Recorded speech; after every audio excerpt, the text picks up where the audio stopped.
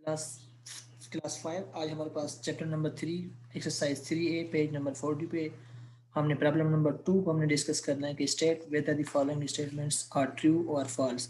Just हमने इन problems को सॉल्व करना है, देन हमने ये देखना है कि जो हमारे पास गिवन आंसर है और जो हमने आंसर फाइंड किए अगर दोनों मैच करते हैं तो हमारे पास स्टेटमेंट ट्रू है, वेन एवर वो आंसर स्टेटमेंट आपके पास फॉल्स हो जाएगी। नाउ आपके पास प्रॉब्लम नंबर 1 है a 3 whole 1/6 plus 4 whole 1/3 which is equal to 15/2। अब हमने इसको सॉल्व करना है फर्स्ट ऑफ ऑल, देन अगर ये हमारे पास बोथ इक्वल आ जाए तो हमारे पास स्टेटमेंट ट्रू है। चलो हम इसको अब सॉल्व करते हैं।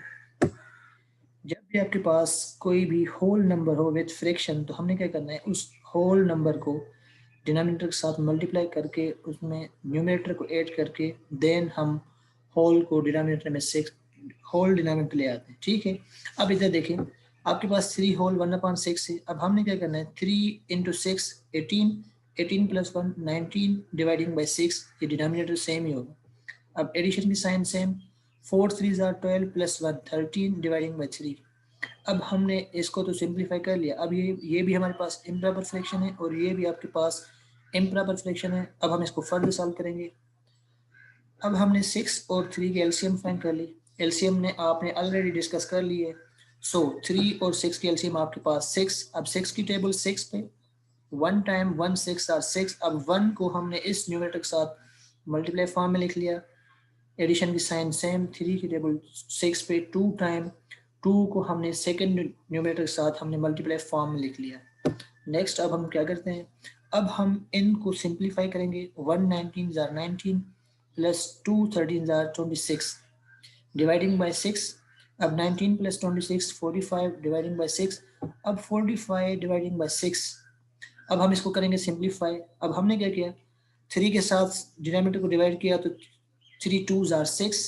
अब 45 को अगेन हमने 3 के साथ डिवाइड किया तो 3 15s are 45।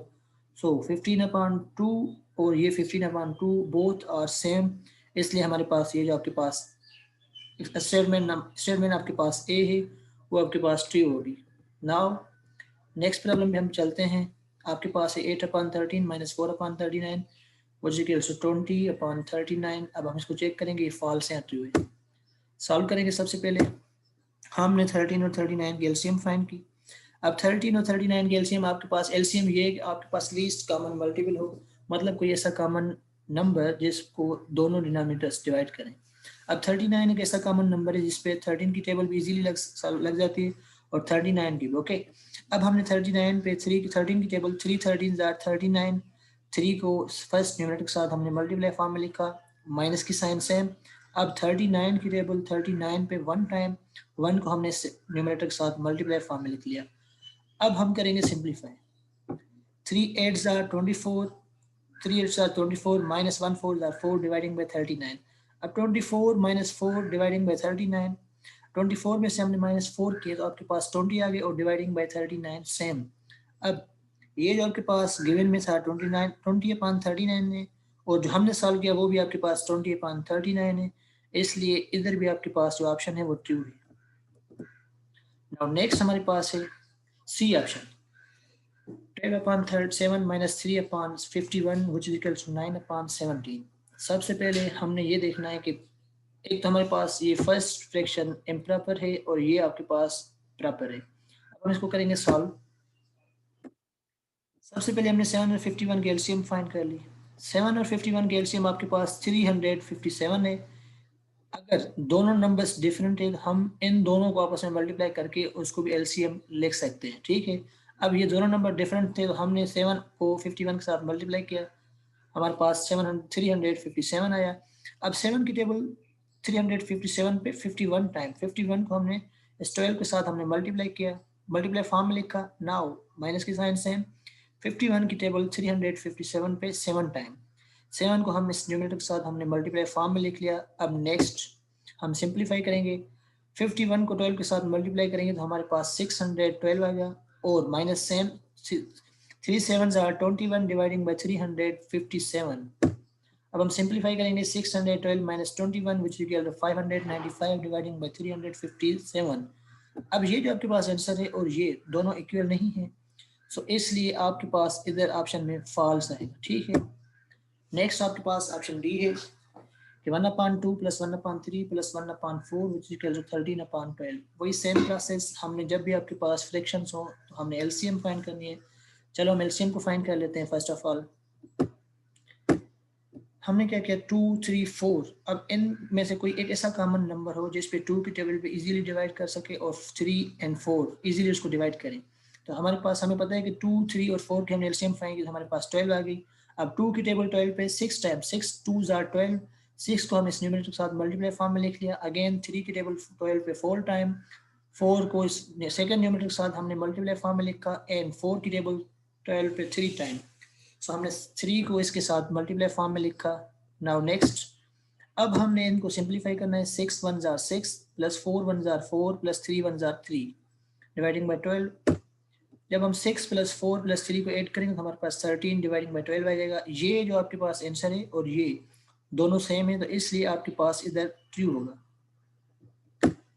नेक्स्ट आपके पास पार्ट ई है 3/7 - 3/14 - 2/21 which is equal to this one।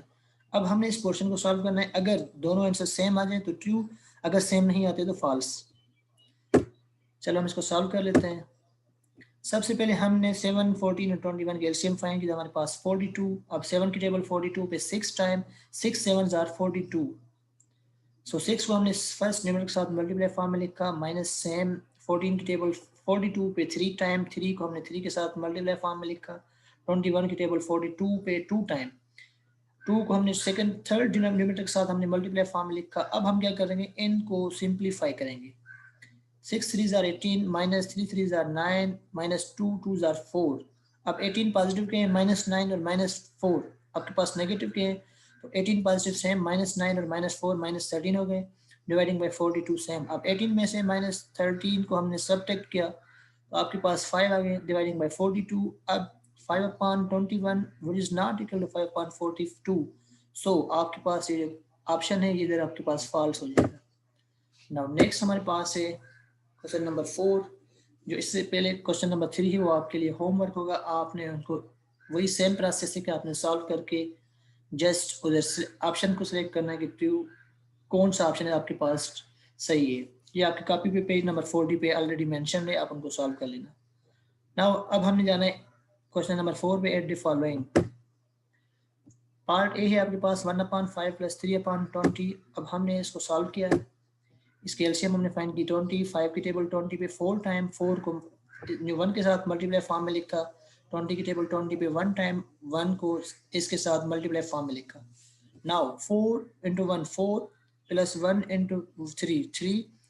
So 4 + 3 dividing by 20 which is equal to 7/20। Now next है आपके पास 5/13 + 7/26। अगेन हमने एलसीएम मेथड पे इसको सॉल्व करना है।